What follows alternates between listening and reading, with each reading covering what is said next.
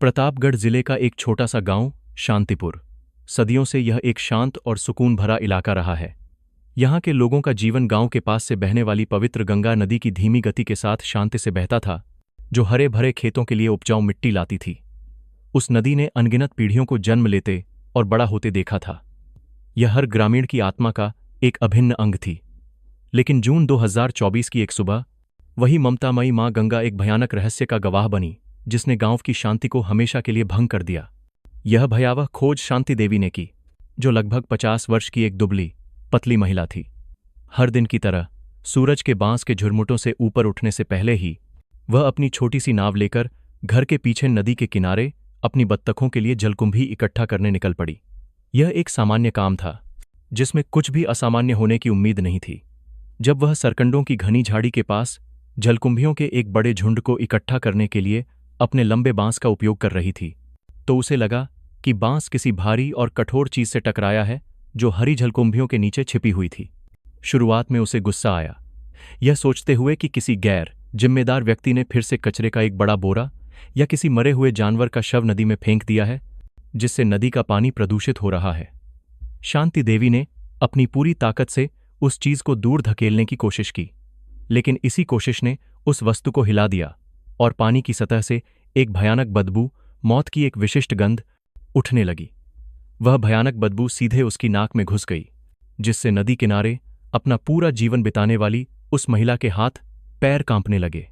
कुछ अनहोनी की आशंका से उसने कांपते हुए बांस के सिरे से उस नीले तिरपाल को कुरेदा, जिसमें वह वस्तु लिपटी हुई थी।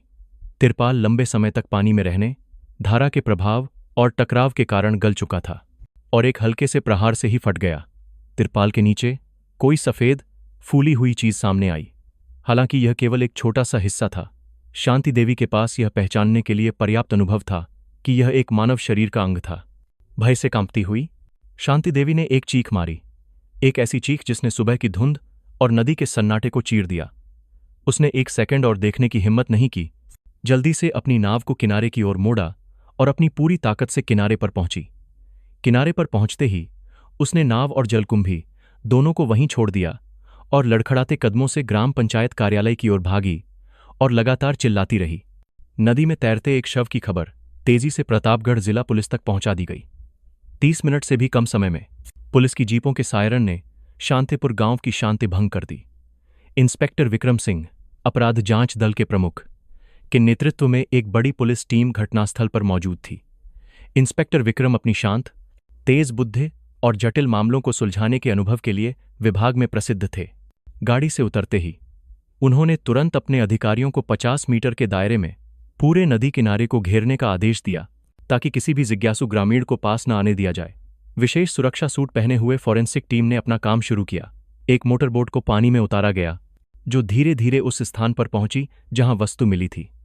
शव को निकालने का काम बहुत सावधानी से किया गया, ताकि यथासंभव स्थिति को संरक्षित किया जा सके।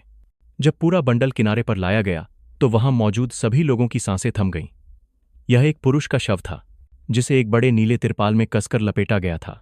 हत्यारे ने शव को 3 बड़े पत्थरों से कसकर बांधने के लिए कई बार रस्सी का इस्तेमाल किया था। ये पत्थर आमतौर पर तालाब के किनारों को मजबूत करने के लिए उपयोग किए जाते थे, जिसका उद्देश्य शव को हमेशा के लिए नदी के तल में डुबो देना था। यह केवल भाग्य या किस्मत का कोई खेल था कि कुछ रस्सियां ढीली हो गईं, जिससे शव को सतह पर आने और किनारे पर बहने का मौका मिला। इंस्पेक्टर विक्रम ने ध्यान से देखा। उन्होंने हत्यारे के रस्सी बांधने के तरीके पर ध्यान दिया। गांठें बहुत कसी हुई और पेशेवर थीं। इससे पता चलता था कि अपराधी न केवल क्रूर था, बल्कि बहुत सावधान भी था और शायद अच्छी शारीरिक शक्ति वाला था। उन्होंने फोरेंसिक टीम को तिरपाल लपेटने के तरीके, रस्सी बांधने के तरीके से लेकर इस्तेमाल किए गए पत्थरों के प्रकार तक की सभी विवरणों की तस्वीरें लेने का आदेश दिया। हर छोटा विवरण अपराधी को बेनकाब करने के लिए एक महत्वपूर्ण सुराग हो सकता था। शव को जल्द ही पोस्टमार्टम के लिए राज्य फोरेंसिक विज्ञान प्रयोगशाला में ले जाया गया। इंस्पेक्टर विक्रम और जांच टीम के मुख्य सदस्य भी सीधे निगरानी के लिए वहां मौजूद थे। शव परीक्षा कक्ष में माहौल बेहद तनावपूर्ण था। फोरेंसिक डॉक्टर ने कई 8 घंटों की सूक्ष्म जांच के बाद अपनी प्रारंभिक रिपोर्ट दी। मृतक एक पुरुष है, जिसकी उम्र 35 से 40 के बीच है। बूढ़े फोरेंसिक डॉक्टर ने धीमी आवाज में कहा, मृत्यु का अनुमानित समय लगभग 2 सप्ताह पहले का है। पानी में लंबे समय तक रहने के कारण इसमें कुछ दिनों का उतार चढ़ाव हो सकता है। सड़ने की प्रक्रिया जटिल हो गई है। मृत्यु का कारण तेज धार वाले हथियार से कई घावों के कारण अत्यधिक रक्तस्राव है। मृतक के शरीर पर कुल 5 घाव हैं, 4 छाती और पेट के क्षेत्र में हैं और एक घातक घाव गर्दन पर है, जिससे मुख्य धमनी कट गई है। हथियार की संभावना एक चौड़े ब्लेड वाला बड़ा चाकू है। हर विवरण को सावधानीपूर्वक दर्ज किया गया। यह एक क्रूर हत्या थी, जिसके बाद शव को सुनियोजित तरीके से ठिकाने लगाया गया था। स्पष्ट रूप से यह एक बड़ी व्यक्तिगत दुश्मनी का मामला था, शायद बदला या ईर्ष्या के कारण। जांच का अगला और सबसे महत्वपूर्ण कदम मृतक की पहचान करना था। अगर वे यह नहीं जानते कि मृतक कौन है, तो जांच की सभी दिशाएं बंद हो जाएंगी। इंस्पेक्टर विक्रम ने तुरंत एक टीम को प्रतापगढ़ और आसपास के जिलों में पिछले 1 महीने के भीतर दर्ज गुमशुदगी की सभी रिपोर्टों की जांच करने का निर्देश दिया। दर्जनों फाइलों की छानबीन की गई। सूचनाओं का मृतक की पहचान विशेषताओं के साथ सावधानीपूर्वक मिलान किया गया। लगभग 1 दिन की बिना रुके मेहनत के बाद जांचकर्ताओं का ध्यान एक विशेष मामले पर केंद्रित हुआ। यह मामला था 38 वर्षीय राजेश कुमार का, जो नदी के ठीक दूसरी तरफ स्थित विजयगढ़ गांव का निवासी था। 2 बातों ने जांचकर्ताओं का ध्यान खींचा। पहला, राजेश की उम्र, कद और काठी के बारे में विवरण मृतक से काफी मिलते जुलते थे। दूसरा, समय में एक असामान्यता थी। उसकी पत्नी सुनीता देवी ने केवल 1 सप्ताह पहले ही पुलिस को अपने पति के अचानक लापता होने की सूचना दी थी, जबकि फॉरेंसिक रिपोर्ट से पता चला था कि मृतक की मृत्यु लगभग 2 सप्ताह पहले हुई थी। रिपोर्ट करने में यह देरी एक संदिग्ध संकेत था। इंस्पेक्टर विक्रम ने कुछ जासूसों के साथ सीधे राजेश कुमार के घर जाने का फैसला किया। घर काफी अच्छा बना हुआ था, जिससे पता चलता था कि परिवार की आर्थिक स्थिति खराब नहीं थी। सुनीता देवी, एक थकी हुई और चिंतित चेहरे वाली महिला, ने उनसे मुलाकात की। जब उसने पुलिस से सुना कि एक शव मिला है और वह संभवतः उसका पति हो सकता है, तो वह फूट फूट कर रोने लगी। मुर्दा घर में मानसिक रूप से तैयार होने के बावजूद 2 सप्ताह तक पानी में रहने के बाद अपने पति के अवशेषों को देखकर सुनीता बेहोश हो गई। निजी पहचान चिन्हों और उन कपड़ों के आधार पर जो मृतक ने पाए जाने के समय पहने थे, उसने दर्द के साथ पुष्टि की कि वह उसी का पति था। जब सुनीता शांत हो गई, तो इंस्पेक्टर विक्रम ने बातचीत शुरू की। उन्होंने रिपोर्ट करने में देरी के बारे में पूछा। सुनीता ने बताया कि उसका पति एक लंबी दूरी का ट्रक ड्राइवर था और उसका कई दिनों, यहां तक कि 1 हफ्ते तक घर न आना सामान्य बात थी। इसके अलावा उसके अनुसार हाल ही में पति पत्नी के बीच कुछ मतभेद हुए थे। उसने स्वीकार किया कि उसका पति अय्याश किस्म का था और उसके अक्सर बाहर अवैध संबंध रहते थे।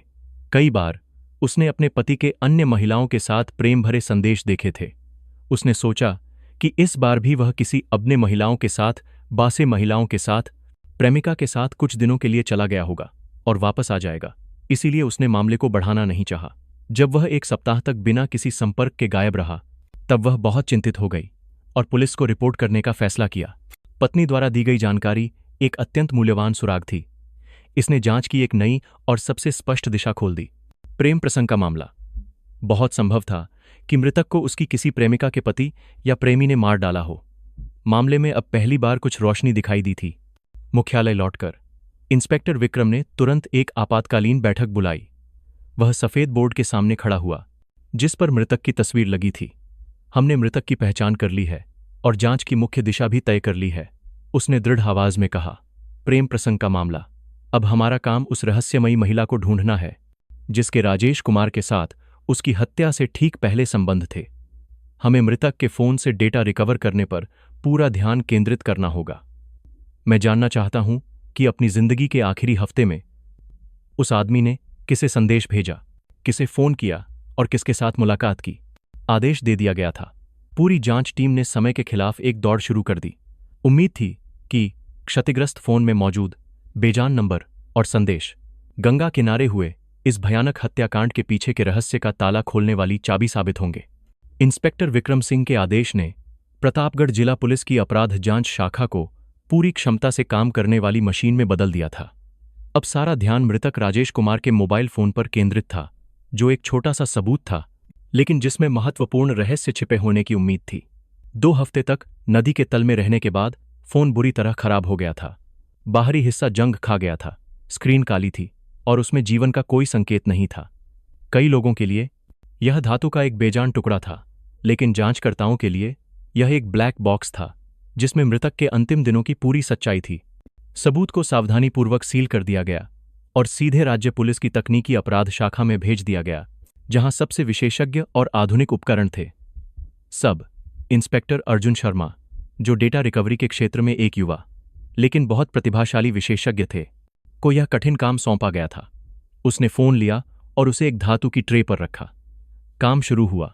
एक एक करके छोटे छोटे पेंच सावधानी से खोले गए। सब इंस्पेक्टर शर्मा के हाथ बेहद स्थिर थे। उसने बाहरी परत को अलग किया, जिससे अंदर का मुख्य सर्किट बोर्ड सामने आ गया, जो चिप्स और माइक्रोचिप्स का एक मेले था, जिसे पानी और कीचड़ ने खराब कर दिया था। उसने विशेष रासायनिक घोलों का उपयोग करके धैर्यपूर्वक हर हिस्से को साफ किया। इस प्रक्रिया में कई घंटे लगे। सर्किट बोर्ड को साफ और सुखाने के बाद सबसे महत्वपूर्ण चरण शुरू हुआ। सब इंस्पेक्टर शर्मा ने एक हीट गन का उपयोग करके मेमोरी चिप, जो फोन का मस्तिष्क थी, को सर्किट बोर्ड से सावधानीपूर्वक हटा दिया। यह एक ऐसा ऑपरेशन था जिसमें पूर्ण सटीकता की आवश्यकता थी। एक छोटी सी गलती भी अंदर के सभी डेटा को स्थायी रूप से नष्ट कर सकती थी। मेमोरी चिप को फिर एक विशेष रीडिंग डिवाइस में लगाया गया, जो एक जटिल कंप्यूटर सिस्टम से जुड़ा था। सब इंस्पेक्टर शर्मा ने डेटा रिकवरी सॉफ्टवेयर चलाना शुरू किया। काली स्क्रीन पर हरी कमांड लाइनें लगातार चलती रहीं। पूरा कमरा शांत था, केवल कीबोर्ड की टिक टिक और कंप्यूटर के कूलिंग फैन की आवाज आ रही थी। सभी सांस रोककर इंतजार कर रहे थे। और फिर लगभग एक दिन और रात बिना रुके काम करने के बाद सब इंस्पेक्टर शर्मा के प्रयासों का फल मिला। डेटा के कुछ पहले फोल्डर रिकवर हो गए थे। संदेश, संपर्क सूची और सबसे महत्वपूर्ण, सोशल मीडिया ऐप्स पर चैट हिस्ट्री। उसने तुरंत व्हाट्सएप का डेटा वाली फाइल खोली और बातचीत की एक लंबी सूची सामने आई। उसने जल्दी से समय के अनुसार खोज की, मृतक के लापता होने से पहले के अंतिम 2 हफ्तों पर ध्यान केंद्रित किया, और वहां एक नाम ने उसका ध्यान आकर्षित किया, ललिता ढाबा। सब इंस्पेक्टर शर्मा ने बातचीत पर क्लिक किया। राजेश कुमार और उस महिला के बीच संदेशों का पूरा इतिहास सामने आ गया। ये सिर्फ सामान्य सामाजिक संदेश नहीं थे। जैसे जैसे वह पढ़ता गया, तकनीशियन का चेहरा और गंभीर होता गया। वे भावुक प्रेम के शब्द थे, वादे थे, याद करने वाले शब्द थे, और ईर्ष्या और नाराजगी से भरे संवाद भी थे। वे एक दूसरे को प्यार से पति पत्नी कहते थे। सबसे महत्वपूर्ण थे मुलाकातों के संदेश। देर रात में कई मुलाकातें एक ऐसे स्थान पर तय की गई थीं जिसे वे अपना आशियाना कहते थे। बातचीत की सामग्री के आधार पर वह आशियाना कहीं और नहीं बल्कि ललिता नाम की महिला का ढाबा ही था। राजेश कुमार द्वारा ललिता ढाबा को भेजा गया अंतिम संदेश 15 जून की रात को दर्ज किया गया था, जिसका नॉय डंग था, जान, मैं तुम्हारे पास आ रहा हूं, तुम्हारी बहुत याद आ रही है। यह वही रात थी जिसके बारे में जांचकर्ताओं का मानना था कि मृतक की हत्या कर दी गई थी। सबूत बहुत स्पष्ट थे। सब इंस्पेक्टर शर्मा ने तुरंत इस महत्वपूर्ण बातचीत को कागज पर मुद्रित किया, उसे सील किया और तुरंत इंस्पेक्टर विक्रम सिंह को रिपोर्ट किया। रिपोर्ट प्राप्त करने पर इंस्पेक्टर विक्रम ने हर संदेश को बार बार पढ़ा। उसका चेहरा कठोर हो गया। रहस्यमयी महिला का चित्र स्पष्ट रूप से सामने आ गया था। वह थी 34 वर्षीय ललिता, जो शांतिपुर गांव में महेश ललिता ढाबा की मालकिन थी और वर्तमान में अपने पति 36 वर्षीय महेश कुमार के साथ रह रही थी। इस महत्वपूर्ण सुराग ने प्रेम प्रसंग और ईर्ष्या के कारण हुई हत्या के बारे में जांच टीम की प्रारंभिक परिकल्पना की पुष्टि की। अब सवाल यह था कि हत्यारा कौन था, पत्नी ललिता या पति महेश कुमार? जब उसे पता चला कि उसकी पत्नी उसे धोखा दे रही है, या दोनों? किसी भी तरह की गड़बड़ी से बचने के लिए इंस्पेक्टर विक्रम ने महेश और ललिता को तुरंत बुलाने का फैसला नहीं किया। उन्होंने 2 अनुभवी जासूसों को आम कपड़ों में ग्राहक बनकर महेश ललिता ढाबा में स्थिति का जायजा लेने के लिए भेजा। उस शाम 2 अजनबी ग्राहक, जो निर्माण श्रमिकों की तरह दिख रहे थे, ढाबे पर पहुंचे। ढाबे में ज्यादा भीड़ नहीं थी, केवल कुछ ही टेबल पर लोग बैठे थे। मालकिन ललिता ग्राहकों का स्वागत करने, शराब परोसने और चखना बनाने के लिए हमेशा की तरह मुस्तैद थी। वह एक तेज तर्रार और बात करने में कुशल महिला लग रही थी। महेश अधिक चुपचाप और गुमसुम था और मुख्य रूप से शराब के केन लाने और सफाई जैसे शारीरिक काम कर रहा था। दोनों जासूस शराब पीते हुए चतुराई से बगल की मेज पर बैठे स्थानीय लोगों से बातचीत करने लगे। उन्होंने जल्दी ही कुछ उपयोगी जानकारी एकत्र कर ली। स्थानीय लोगों ने बताया कि महेश और ललिता का रिश्ता पहले बहुत अच्छा था, लेकिन लगभग 1 साल से महेश काम करने के लिए मुंबई गया हुआ था। केवल ललिता ही घर पर ढाबा संभाल रही थी। हाल ही में कुछ हफ्ते पहले महेश अचानक गांव लौट आया था, यह कहते हुए कि मुंबई में काम ठीक नहीं चल रहा था। जब से महेश लौटा था, पति पत्नी के बीच का माहौल पहले जैसा स्वाभाविक नहीं लग रहा था। महेश कम बोलने वाला और उदास हो गया था, जबकि ललिता कभी कभी चिंतित और बेचैन दिखती थी। इस जानकारी ने जांच टीम के संदेह को और पुख्ता कर दिया। महेश के लौटने का समय मृतक राजेश कुमार की हत्या के समय के साथ संदिग्ध रूप से मेल खाता था। बहुत संभव था कि महेश ने अपनी पत्नी के अवैध संबंध का पता लगा लिया हो और हत्या कर दी हो। एकत्र किए गए सबूतों और जानकारी के साथ इंस्पेक्टर विक्रम ने फैसला किया कि अब मुख्य संदिग्धों से सीधे सामना करने का समय आ गया है। एक टीम बनाई गई और 2 कारों में वे चुपचाप शांतिपुर गांव की ओर बढ़े। जब पुलिस ढाबे में दाखिल हुई तब भी वह खुला था। महेश काउंटर पर बैठा था और ललिता सफाई कर रही थी। कई पुलिसकर्मियों को देखकर दोनों के चेहरे का रंग थोड़ा बदल गया, लेकिन उन्होंने जल्दी ही खुद को शांत कर लिया।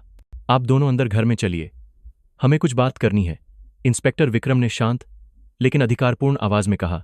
बातचीत परिवार के बैठक कक्ष में हुई और माहौल बेहद तनावपूर्ण था। शुरू में इंस्पेक्टर विक्रम ने केवल व्यापार की स्थिति और महेश के हाल ही में मुंबई से लौटने के बारे में सामान्य प्रश्न पूछे।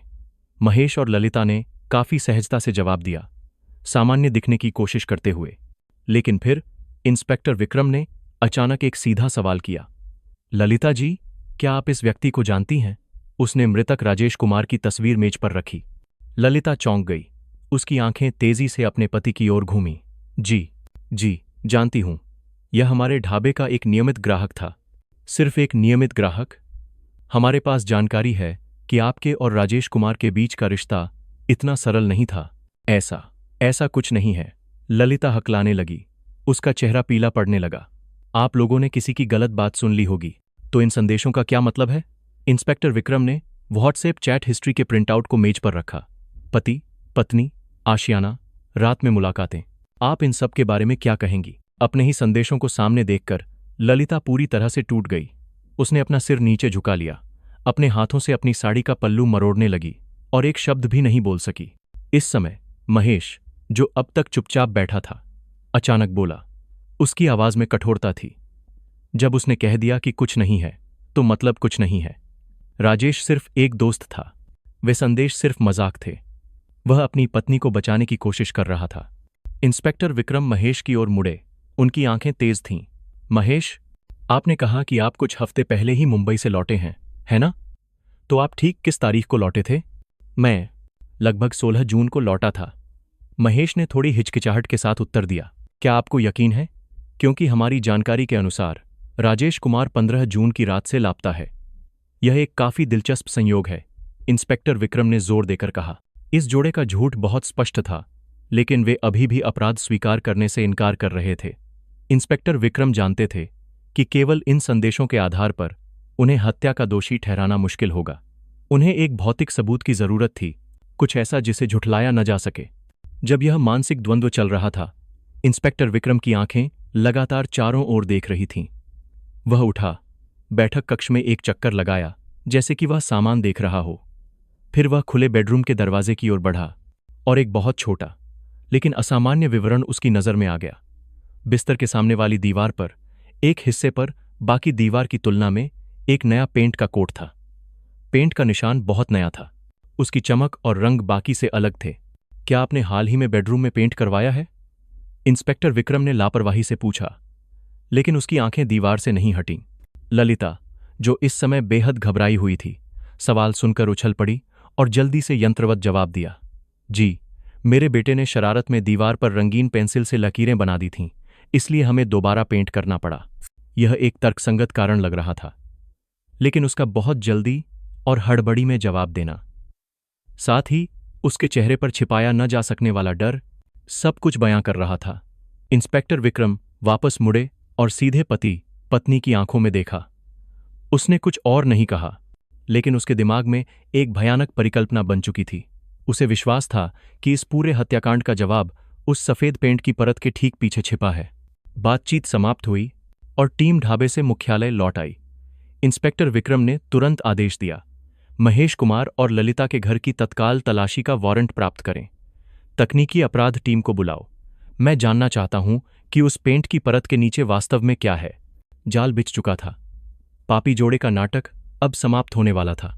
महेश ललिता ढाबे पर तनावपूर्ण बातचीत के कुछ ही घंटों बाद प्रतापगढ़ के लोक अभियोजक कार्यालय द्वारा तत्काल तलाशी वारंट को मंजूरी दे दी गई। इंस्पेक्टर विक्रम सिंह एक भी सेकंड बर्बाद नहीं करना चाहते थे। वह जानते थे कि संदिग्धों को सचेत किए जाने के बाद वे बचे हुए सबूतों को नष्ट करने की कोशिश कर सकते हैं। अपराध जांच दल, सशस्त्र पुलिस और तकनीकी अपराध दल सहित एक बड़ी पुलिस बल को जुटाया गया। इंस्पेक्टर विक्रम के सीधे आदेश के तहत काफिला एक बार फिर शांतिपुर गांव की ओर चुपचाप बढ़ा, जिससे स्थानीय लोग हैरान रह गए। जब पुलिस पहुंची तो ढाबा बंद हो चुका था। घर के अंदर से हल्की रोशनी आ रही थी। महेश और ललिता बैठक कक्ष में चुपचाप बैठे थे। माहौल बोझिल था। ऐसा लग रहा था कि वे पहले से ही जानते थे कि क्या होने वाला है। गाड़ियों की आवाज और पुलिस की तेज पुकार सुनकर महेश दरवाजा खोलने आया। उसके चेहरे पर दोपहर जैसी शांति नहीं थी, बल्कि एक हार और समर्पण का भाव था। तलाशी वारंट जोर से पढ़ा गया। ललिता कुर्सी पर बैठी थी। उसके हाथ आपस में बंधे थे और बुरी तरह कांप रहे थे। तकनीकी अपराध दल विशेष उपकरणों से भरे सूटकेस के साथ तेजी से मुख्य लक्ष्य बेडरूम की ओर बढ़ा। सभी का ध्यान उस दीवार के हिस्से पर था जिस पर नया पेंट किया गया था। एक फोरेंसिक विशेषज्ञ ने सावधानी से एक छोटे स्केलपेल का उपयोग करके धीरे धीरे सफेद पेंट की परत को खुरचना शुरू किया। नई पेंट की परत टुकड़ों में उखड़ने लगी, जिससे नीचे की पुरानी पेंट की परत सामने आ गई और वहां एक बड़े क्षेत्र में गहरे भूरे रंग का एक धब्बा अभियोजक और घर के मालिक पति पत्नी सहित सभी की उपस्थिति में प्रकट हुआ। हालांकि इसे साफ करने की कोशिश की गई थी, लेकिन खून प्लास्टर में बहुत गहराई तक समा गया था और एक ऐसा निशान छोड़ गया था जिसे मिटाया नहीं जा सकता था। नमूना इकट्ठा करो, इंस्पेक्टर विक्रम ने भावनाहीन आवाज में आदेश दिया। विशेषज्ञों ने सावधानीपूर्वक रुई के फाहे और विशेष घोल का उपयोग करके धब्बे से नमूने लिए। सब कुछ अलग अलग सीलबंद बैग में रखा गया और सावधानीपूर्वक लेबल किया गया। पूरी प्रक्रिया को सबूत के तौर पर फिल्माया और फोटो खींचा गया। मृतक के खून के धब्बे को देखकर ललिता अब शांत नहीं रह सकी। वह फूट फूट कर रोने लगी। महेश बस वहीं खड़ा रहा, एक मूर्ति की तरह। उसकी खाली आंखें अपराध की दीवार को घूर रही थीं। नमूनों को तत्काल फोरेंसिक लैब में भेजा गया। मामले की गंभीरता को देखते हुए तत्काल जांच के अनुरोध को सर्वोच्च प्राथमिकता दी गई और केवल 24 घंटों के बाद परिणाम जांच टीम को भेज दिए गए। एक रिपोर्ट जो इससे अधिक स्पष्ट नहीं हो सकती थी। महेश कुमार के घर की दीवार पर खून के धब्बे से प्राप्त डीएनए का नमूना मृतक राजेश कुमार के डीएनए प्रोफाइल से 100% मेल खाता था। यह अंतिम प्रहार था जिसने संदिग्धों के सभी हठ और झूठ को तोड़ दिया। महेश कुमार और ललिता के खिलाफ तत्काल गिरफ्तारी वारंट उसी रात लागू कर दिया गया। ठंडी हथकड़ियों की आवाज ने पापी जोड़े की आजादी के अंतिम दिनों का अंत कर दिया। प्रतापगढ़ जिला पुलिस के पूछताछ कक्ष में ठंडी सफेद रोशनी के नीचे माहौल घुटन भरा था। महेश कुमार वहां बैठा था। एक रात की नींद के बिना उसका चेहरा पीला पड़ गया था। वह अब इनकार नहीं कर रहा था, न ही अपनी पत्नी को बचा रहा था। वह बस चुपचाप बैठा था। इंस्पेक्टर विक्रम अंदर आए। मेज पर एक मोटी फाइल रखी। उन्होंने ज्यादा कुछ नहीं पूछा, बस डीएनए जांच की रिपोर्ट महेश की ओर खिसका दी। विज्ञान झूठ नहीं बोलता, महेश, इंस्पेक्टर विक्रम ने कहा। राजेश कुमार का खून तुम्हारी घर की दीवार पर था। अब क्या तुम हमें पूरी सच्चाई बताना चाहोगे? महेश ने लाल मुहर वाले कागज को घूरा। उसके कंधे झुक गए। उसके अंदर का सारा प्रतिरोध खत्म हो चुका था। वह जानता था कि अब कीमत चुकाने का समय आ गया है। एक लंबे आंतरिक संघर्ष के बाद उसने अपना सिर उठाया। उसकी आंखें लाल थीं। हाँ, उसने फुसफुसाते हुए कहा, यह मैंने किया है, सब कुछ मैंने किया है। पहला कबूलनामा हो चुका था। भयानक रहस्य का पर्दा उठने लगा था। महेश ने अपने जीवन की दुखद कहानी को फिर से सुनाना शुरू किया। एक ऐसी कहानी जिसका हर विवरण दर्द, अपमान और अपराध से भरा था। कहानी हत्या की रात से शुरू नहीं हुई, बल्कि उस दिन से शुरू हुई जब वह मुंबई से लौटा था। उसने बताया कि मुंबई में लगभग 1 साल की कड़ी मेहनत के बाद उसने कुछ पैसे बचाए थे और अपने परिवार से मिलने के लिए 10 दिन की छुट्टी ली थी। 1700 किलोमीटर से अधिक की लंबी यात्रा के दौरान उसका दिल उत्साह से भरा था। उसे अपनी पत्नी और 4 साल के बेटे की बहुत याद आ रही थी। उसने एक खुशी भरे पुनर्मिलन की कल्पना की थी, लेकिन वास्तविकता क्रूर थी।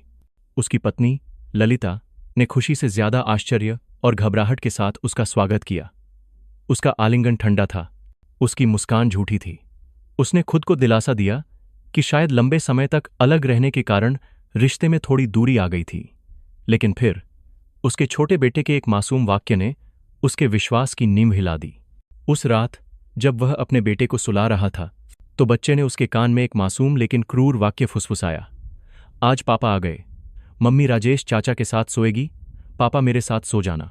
महेश ने बताया कि उस पल उसके कान सुन्न हो गए। उसका दिल जैसे धड़कना बंद हो गया।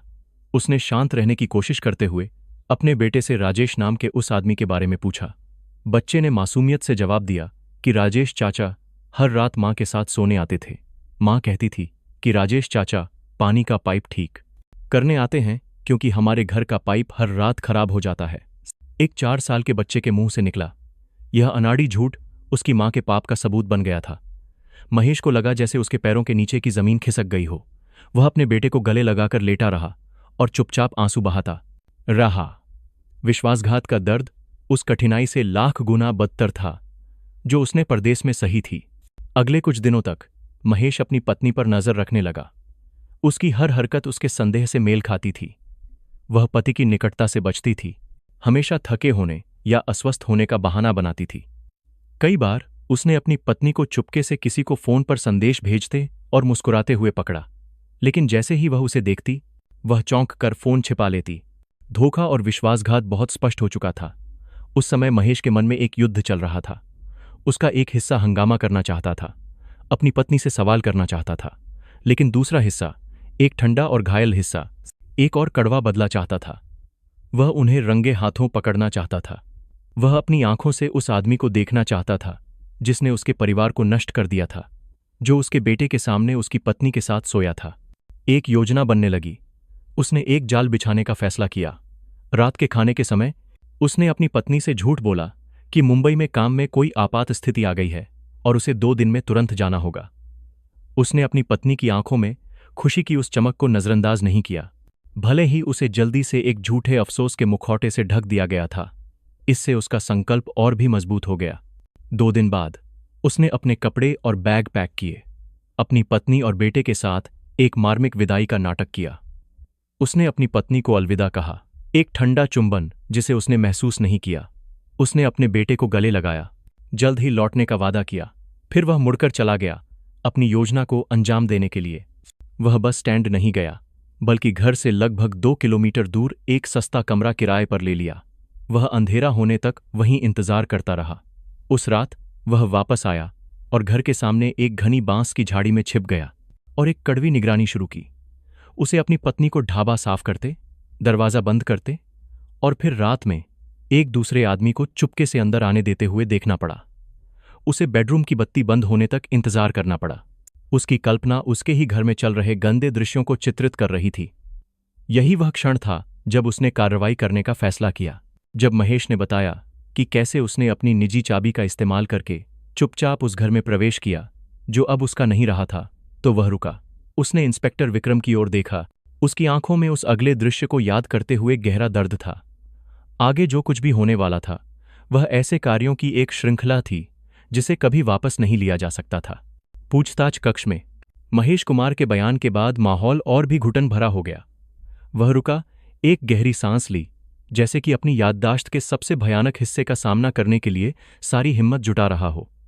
इंस्पेक्टर विक्रम सिंह ने उसे टोका नहीं। वह चुपचाप इंतजार करते रहे ताकि संदिग्ध खुद ही अपने अपराध को उजागर कर सके। आखिरकार महेश ने आगे बोलना शुरू किया। उसकी आवाज ठंडी दीवारों के बीच खोखली और कमजोर लग रही थी। उसने बताया कि जब वह घर के अंदर घुस गया तो अंधेरे ने उसे घेर लिया। धीरे धीरे उसकी आंखें अंधेरे की आदी हो गईं और फिर एक दृश्य ने उसके दिल को ऐसे चीर दिया जैसे किसी ने चाकू से काट दिया हो। बैठक कक्ष के बीच में रखे सोफे पर उसका बेटा पिंटू अकेला सिकुड़कर सो रहा था। उसे बस एक पतली चादर से ढका गया था और उसका छोटा शरीर ठंड से कांप रहा था। शायद वह अपनी मां का इंतजार करते करते सो गया था, या शायद वह मां अपने प्रेमी के साथ व्यस्त होने के कारण अपने बेटे को बेडरूम में ले जाने की भी सुध नहीं रखती थी। अपने मासूम बेटे को ठंडे बैठक कक्ष में अकेले सोते हुए देखना, जबकि उसकी मां बेडरूम में किसी दूसरे आदमी के साथ आनंद मना रही थी, महेश के अंदर का सारा संयम टूट गया। और फिर जैसे नफरत की जलती आग में घी डालने के लिए बेडरूम से ऐसी आवाजें आने लगीं जिन्हें वह कभी नहीं भूल सकता था। कराहने की आवाजें, हाँफने की आवाजें, उस औरत की खुशी भरी हौंसी जिसे वह अपनी पत्नी कहता था, और एक अजनबी आदमी की। वे आवाजें उसके दिमाग में ड्रिल की तरह चुभ रही थीं, उसे पीड़ा दे रही थीं, उसका अपमान कर रही थीं। उसे लगा जैसे वह पागल हो रहा है। तर्क को धीरे धीरे नफरत के अंधेरे ने निगल लिया। वह अब महेश कुमार, पति और पिता नहीं रहा। वह एक ऐसे जानवर में बदल गया था जिसे कोने में धकेल दिया गया हो, जो अपने रास्ते में आने वाली किसी भी चीज को फाड़ने के लिए तैयार हो। वह मुड़ा, बिना कोई आवाज किए, घर के अंत में रसोई की ओर बढ़ा। रसोई में घना अंधेरा था। उसने बत्ती नहीं जलाई। उसका हाथ एक परिचित लकड़ी के रैक पर टटोला, और फिर उसकी उंगलियों ने एक खुरदरे और परिचित लकड़ी के हैंडल को छुआ। उसने उसे कसकर पकड़ा और बाहर निकाला। खिड़की की दरार से आती धुंधली चांदनी में एक बड़े चाकू का ब्लेड ठंडा चमक उठा। मांस काटने वाला चाकू, वही चाकू जिसे वह हर दिन अपनी आजीविका के लिए इस्तेमाल करता था। वही चाकू जो इस ढाबे को बनाने में कई सालों तक उसके साथ रहा था। आज रात सब कुछ खत्म करने के लिए एक हथियार बनने वाला था। उसने चाकू को कसकर अपने हाथ में पकड़ लिया। उसकी सांसें भारी हो गईं। वह मुड़ा, धीरे धीरे, दृढ़ कदमों से उस बेडरूम के दरवाजे की ओर बढ़ा जो थोड़ा खुला हुआ था। उसका व्यक्तिगत नरक ठीक उसके पीछे था। वह तुरंत अंदर नहीं घुसा। वह वहीं खड़ा रहा, अपना कान दरवाजे से लगाकर सुनता रहा। जितना वह सुनता, उतना ही उसका खून खौलता। अंत में जब वह और सहन नहीं कर सका तो उसने अपने पैर से दरवाजा खोल दिया। धड़ाम, दरवाजा दीवार से जोर से टकराया, और उसी समय उसने बिजली का स्विच ऑन कर दिया। ट्यूबलाइट की ठंडी सफेद रोशनी अचानक पूरे कमरे में फैल गई, अंधेरे और गंदी हकीकत को उजागर कर दिया। उसके सामने का दृश्य बिल्कुल स्पष्ट, नग्न और क्रूर था। बिस्तर पर अजनबी आदमी उसकी पत्नी के ऊपर था। दोनों के शरीर पर एक भी कपड़ा नहीं था। महेश का अचानक चाकू के साथ प्रकट होना उस व्यभिचारी जोड़े के लिए अत्यंत भयावह था। ललिता ने एक चीख मारी, जल्दी से अपने प्रेमी को धक्का दिया और एक पतली चादर लेकर खुद को लपेटकर बिस्तर के एक कोने में सिकुड़ गई। दूसरा आदमी, राजेश कुमार, पूरी तरह से घबरा गया था। वह केवल उठकर बैठ सका और हकलाने लगा। इससे पहले कि वह कुछ समझ पाता, महेश उस पर टूट पड़ा। महेश ने कबूल किया कि उस समय वह कुछ भी नहीं सोच पा रहा था। उसे अपनी आंखों के सामने केवल लाल रंग दिखाई दे रहा था। वह आगे बढ़ा, चाकू उठाया और एक विश्वासघाती पति की पूरी ताकत से उसे राजेश के शरीर में घोंप दिया। प्रेमी ने केवल बचाव के लिए अपना हाथ उठाया, लेकिन बहुत देर हो चुकी थी। पहला चाकू उसके कंधे में गहरा धंस गया। महेश ने चाकू को जोर से बाहर निकाला और ताज़ा खून एक फव्वारे की तरह बह निकला। वह रुका नहीं। पागलपन ने उसे पूरी तरह से अपने वश में कर लिया था। उसने लगातार चाकू से छाती, पेट और जहां भी वह मार सकता था वार किया। अंतिम वार उसने सीधे दुश्मन के गले में किया। राजेश का शरीर नरम पड़ गया, बिस्तर पर गिर गया। उसकी आंखें अभी भी खुली थीं, छत को घूर रही थीं। जब प्रेमी मर चुका था, तब महेश के अंदर का पागलपन धीरे धीरे शांत हुआ। वह वहीं खड़ा रहा, हाँफता हुआ, अपने किए के परिणाम को देखता रहा। चाकू अभी भी उसके हाथ में था, जिससे गहरे लाल खून की बूंदें टपक रही थीं। खून की तेज गंध हवा में भर गई, वासना की बची हुई गंध के साथ मिलकर अपराध की एक घिनौनी गंध बना रही थी। वह अपनी पत्नी की ओर मुड़ा, जो कोने में सिकुड़ी हुई थी। चाकू उठाने ही वाला था, लेकिन तभी ललिता आंसुओं में चिल्लाई, बेटे का जिक्र करते हुए, मुझे मार डालो। लेकिन पिंटू का क्या होगा? उसका बाप हत्यारा बन जाएगा, उसकी मां मर जाएगी। वह सिर्फ 4 साल का है। भैया, वह कैसे जिएगा?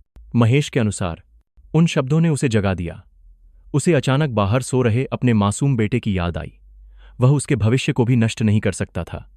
चाकू पकड़े हुए उसका हाथ कांपने लगा और फिर नीचे गिर गया। चाकू एक तेज आवाज के साथ फर्श पर गिर गया। वह लड़खड़ाकर लाश के बगल में बिस्तर के किनारे पर बैठ गया। उसने बताया कि उसकी प्रारंभिक योजना पुलिस के सामने आत्मसमर्पण करने और कानून की सजा को स्वीकार करने की थी। उसने किया, वह भुगतेगा। वह सिर्फ चाहता था कि उसकी पत्नी अपने बेटे की परवरिश के लिए बाहर रहे, लेकिन ललिता ने अपनी घबराहट और स्वार्थ के कारण उसे रोक दिया। वह नहीं चाहती थी कि सब कुछ सामने आए, कानून के फैसले और समाज की अवमानना का सामना करना पड़े। उसी ने लाश को ठिकाने लगाने की योजना बनाई। नदी में फेंक दो, उसने फुसफुसाया। हम इसमें पत्थर बांध देंगे, इसे गंगा नदी में फेंक देंगे, कोई इसे कभी नहीं ढूंढ पाएगा। बेटे के लिए भैया, हमें यह बेटे के लिए करना होगा। महेश ने बताया कि उस समय उसका दिमाग पूरी तरह से खाली था, सोचने में असमर्थ था, वह गहरे सदमे में था। उसकी पत्नी के शब्द, विशेष रूप से बेटे के लिए, एक सम्मोहन की तरह उसके दिमाग में घूमते रहे और उसने सिर हिलाकर सहमति दे दी। एक घातक सहमति जिसने उसे गुस्से में एक हत्यारे से अपराध के दलदल में और भी गहरा धकेल दिया, जो अपने ही अपराध के निशान को मिटाने वाला एक ठंडा खून वाला अपराधी बन गया। उस रात का बाकी हिस्सा महेश के अनुसार एक जीता जागता दुःस्वप्न था।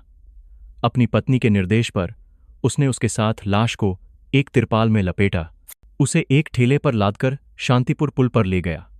उसने खुद उन पत्थरों को उस आदमी के शरीर से बांधा जिसे उसने कुछ घंटे पहले मार डाला था, और फिर उसे अंधेरी नदी में धकेल दिया। वह अपनी पत्नी के साथ घर लौटा, घटनास्थल को साफ किया, खून से सनी चादर धोई और अंत में खून के उस धब्बे को छिपाने के लिए दीवार को फिर से रंगा जिसे साफ नहीं किया जा सकता था। महेश कुमार के कबूलनामे ने मामले की पूरी भयानक सच्चाई को उजागर कर दिया। शुरू में ललिता इनकार करती रही, सारा दोष अपने पति पर डालती रही, लेकिन जब जांचकर्ताओं ने अपराध को छिपाने और सबूत मिटाने में उसकी मुख्य भूमिका के सबूत पेश किए, साथ ही महेश का बयान भी, तो अंत में उसे भी अपना अपराध स्वीकार करना पड़ा। मामला बंद हो गया। बाद में मुकदमे में प्रतापगढ़ की जिला अदालत को एक विशेष रूप से तनावपूर्ण माहौल में काम करना पड़ा। कटघरे में महेश कुमार ने सारा दोष अपने ऊपर ले लिया, अदालत से अपनी पत्नी के लिए सजा कम करने का अनुरोध किया ताकि उसे घर पर अपने बेटे की परवरिश करने का मौका मिल सके। न्यायालय ने माना कि यह एक विशेष रूप से गंभीर प्रकृति का मामला था। अभियुक्त महेश कुमार का कृत्य अत्यंत क्रूर था। हालांकि अदालत ने मामले के मूल कारण पर भी विचार किया, जो कि मृतक और अभियुक्त ललिता का अवैध संबंध था, जिसने अभियुक्त महेश को एक गंभीर मानसिक उत्तेजना की स्थिति में धकेल दिया, जिससे अपराध हुआ। अंत में अदालत ने अभियुक्त महेश कुमार को हत्या के अपराध में आजीवन कारावास की सजा सुनाई। अभियुक्त ललिता के लिए, यद्यपि उसने सीधे तौर पर हत्या नहीं की थी, लेकिन अपराध को छिपाने के लिए अपने पति को उकसाना, शव को ठिकाने लगाने की योजना बनाना समाज के लिए अत्यंत क्रूर और खतरनाक था। अभियुक्त को अपराध छिपाने के जुर्म में 7 साल की जेल की सजा सुनाई गई। हालांकि यह देखते हुए कि दोनों अभियुक्तों के छोटे बच्चे को देखभाल और पालन पोषण की आवश्यकता है, अदालत ने अभियुक्त को निलंबित सजा का लाभ दिया। फैसला सुना दिया गया, लेकिन त्रासदी अभी भी बाकी थी। विश्वासघात के एक पल ने एक जान ले ली, एक आदमी के जीवन को नष्ट कर दिया, और सबसे महत्वपूर्ण, एक बच्चे की मासूम आत्मा पर एक ऐसा घाव छोड़ दिया जो शायद कभी नहीं भरेगा। महेश, ललिता ढाबा अब बंद और वीरान है, जो विश्वासघात से शुरू हुई एक पारिवारिक त्रासदी का एक मूक गवाह बन गया है।